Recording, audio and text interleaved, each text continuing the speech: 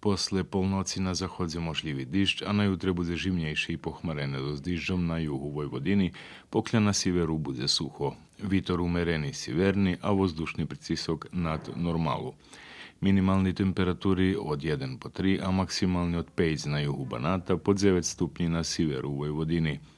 Na nedjelju bude pohmarene i živno s diždžom, a na horov so šnihom. U nižších predieloch zachodnej i južnej Srbiji možljivi dišć so šnihom. Veći padanja bude u juhozahodnej i južnej Srbiji, a bar malo, ljebo nič po Vojvodini. Na ponzelok bude pohmarene i živno s diždžom i šnihom na horoch, a šnih možljivi i u nižších predieloch na zahodze Srbiji. Na utorok na siveru Srbiji bude suho, a u drugih predieloch pohmarene so diždžom i diždžom so šnihom. Na horoch od soboty do utorku večera napada od 30 po 60 cm nového šnihu. Na stredu bude suho so slunečnými periodami i kus ceplejše.